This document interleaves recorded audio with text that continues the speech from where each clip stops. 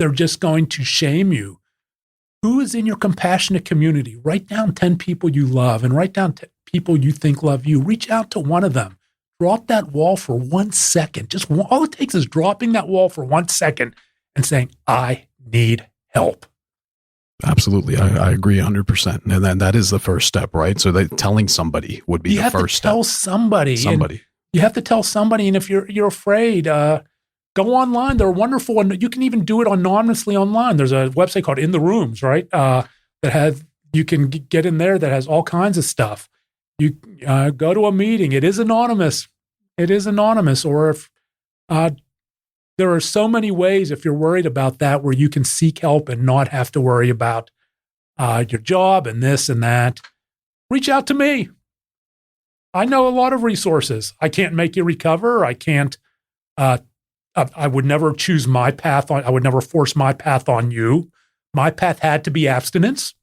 There's no such thing as one cocaine line for me, and there was no such thing as a line of cocaine without many drinks or many drinks without lines of cocaine. So I had to just cut it off. There's no such thing for me as harm reduction for cocaine, right? Right. Or I'm going to do a line of cocaine and have a great life. Sure. But the addiction itself what precedes that could be the depression or whatever. That's right. We issue. have to,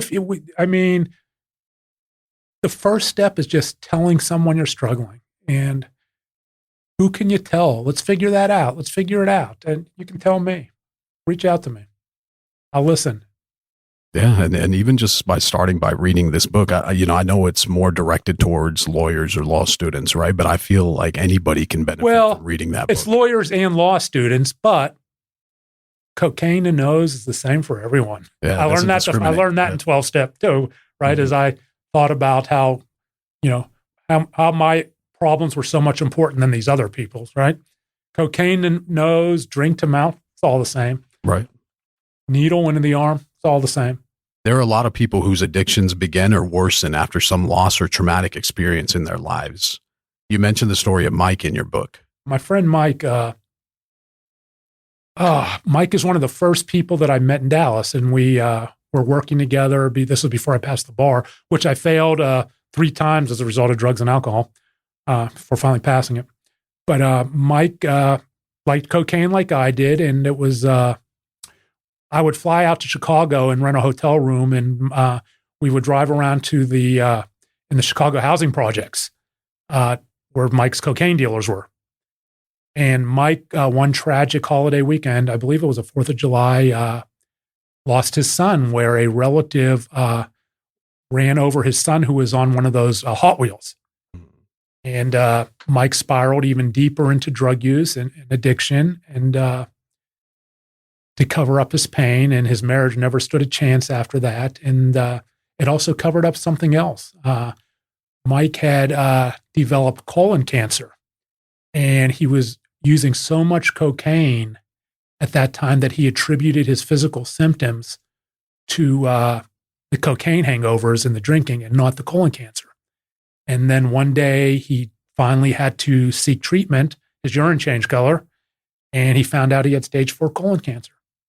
And so in a way, addiction killed him. Wow. And 2 years later, he was dead. He was dead. Yeah, the last time I saw him, I took him and his son to a Bulls-Mavs game. So did the addiction continue once he received the diagnosis of colon cancer? Was it still there, or did that kind of help him change his life? I stopped doing it with him after that. Okay. Because I stopped doing it with him after that. And it was hard. I remember the day I got the phone call, and I started crying. And he was crying. He said, I'm going to die. Yeah. And in a way, addiction killed him, because if not for that, he might have sought treatment when the colon cancer was in its early stages. Sure. Hey, men, get your colon checked. To show you what kind of chaos I was in, I remember the Mavs were going to the NBA Finals in 2006. Can't leave without this story. Right. Can't end without this story. I believe you open up with this in the book, right? The Mavs were going to the NBA Finals in 2006, and I was blowing and going at that point. This was now June of 2006. I went in recovery April 2007, so I'm still deep in it. Mm-hmm. And so obviously I'm going to get some pretty good seats for those games, and I had opportunity to get a couple of tickets for friends. So I called up Mark and I got the tickets and I didn't give them to my friends. I didn't sell them on eBay. I traded them to my cocaine dealer for $1,000 in cocaine at scalper's prices. He shows up at my house. He gives me this giant baggie of cocaine, Ziploc. I give him the tickets. I go running upstairs to my home office. I dump it out on the desk like I'm Scarface and want to sit back with a little cocaine on my nose. Right. I line it out with this nasty dollar bill. And cocaine users, we're a funny bunch because especially in pandemic times, right? You put the hand sanitizer on, you wash, but we'll shove a dollar bill up our nose that's been used by God knows who and has God knows what on it without a second thought. But at that point now, 2006, really it was just chasing highs and bad high after bad high. And it was never, maybe I have a problem. It was maybe I need to change my dealer, or maybe I need to switch out the Grey Goose for the Jack Daniel. And I was also developing a serious case of cocaine use paranoia. I think I hear the cops outside. There's no one out there, but I'm all paranoid. So I hide the cocaine and I drive up the tollway to a Home Depot where I buy electrical faceplate outlets, a drill, and a saw. Or maybe it was a Lowe's. It was a Lowe's. And so I drive back home and I go to the drywall upstairs in the closets, and I drill and saw these fake electrical outlets in the drywall. And I put the cocaine in smaller Ziploc baggies, close it up behind the electrical outlets with the drill, and slap it on there, thinking I'm the smartest lawyer ever. Like the DEA, the cops, and the drug dogs have never thought of that. And so I did a little more, and again, just this pain and this shame and just, bad high. And I'm all paranoid. An hour later, I go back to these electrical outlets and I take it all back out, unscrew it all, and I put it all back in the giant baggie and flush it down the toilet. Now $900 worth because I'd done something. Right. The next morning comes and I wake up. Did I flush my cocaine down the toilet last night? Really, Brian? Really? And I mean, there's another game tonight. So I call my brother. I get 2 more tickets. And I call my dealer. He shows up at my house. Said, dude, you did all that last night? Yes, give me more. I didn't want to tell him I flushed it down the toilet like an idiot. So he gives me the cocaine, back up to my office, dump it out on the large wooden desk again, rinse, wash, repeat, do some more. And again, just pain and shame and just, okay, maybe I do need to change dealers now, right? And the paranoia again, I hide it behind the electrical outlets again. I take it back out again later that night. I go back to that bathroom, drop to my knees like I've done so many times, praying or hoping for someone or something to take away all this shame and pain, and flushed it down the toilet again. And they say when Dallas flushes, it runs downhill to Houston. So some people in Houston might have been feeling a little happy those 2 nights. A little happier those 2 nights. Happy. Yeah. So that's kind of the insanity of addiction, but it's not insane. It's a biological process with environmental triggers, genetic aspects that affect so many of us. Right. So let me ask you a question, if you don't mind, Brian, about the medication piece of this, right? So that's kind of what my specialty is, right? When you started antidepressants, would you say that they helped in any way? No, because I was doing blow and drinking. Okay. But would you say that you drank more while you were on antidepressants at all? Is there like a correlation? I don't remember. I honestly don't remember, but I was taking them. I was taking them and I was drinking away and doing cocaine. I remember I had gone through a bunch of different antidepressants, and the one I'm on presently is Lexapro. Take 20 milligrams daily, which has worked really well for me. Okay. But there was another one. They use it to stop. They also use it to stop smoking. Wellbutrin. So the psychiatrist, one of my early psychiatrists, and I've been through a bunch of them, and there's no shame in that, right? Because it's a process. It's like a marriage to find the one that works for you. Absolutely. And so she gives me Wellbutrin, and she says, do not use cocaine while you're taking this because you can have a seizure. And of course, I go home, pop a Wellbutrin, line it out. Didn't care, right? Didn't care. I think you mentioned in the book after a month you stopped taking it because you didn't want to end up having a seizure. Right? Yeah, and I didn't have one, and I went to another psychiatrist, and I thought that was kind of funny. Yeah, you can have a seizure with this, but cocaine was more important to me. Right. No, I understand. So I know personally I'll treat alcohol dependence or abuse with medications like naltrexone. Sure. Were you ever offered anything like that? No, but I know quite a few people from group and stuff who have been on that. Okay. What do you think you would have hesitated to try it back then? Hard to say. It's hard to say. Okay. Yeah. I can tell you that I was given just 2 options. We didn't even talk about medication. We talked about 12-step and rehab. With the psychiatrist? Yes. Okay. But then you were taking antidepressants off and on since 98, yes, I believe? because I'd been through, he was my last psychiatrist and the one I currently have. Oh, okay. Got you. Were you ever offered any mood stabilizing medications? No. Okay. My journey in terms of treatment was pretty conventional, therapy and 12-step. And you said CBT helped the most, CBT, right? ACT has helped me, but these were things for my underlying body image issues. These weren't things to stop using drugs, right? Right. These are because you get sober and I still look in the mirror and I have the same issues that I had when I was a kid, right? And my greatest struggle today is my relationship with food and exercise. So that's still lingering. Yeah, it's still lingering because I can take away the blow. Being around alcohol doesn't bother me, but you have to eat. Yeah. And my mind can still regress to looking at a bagel and saying, okay, that's 200 calories. If I get on my spin bike for this long, and do things like that, and that's not a healthy way to exercise. Right.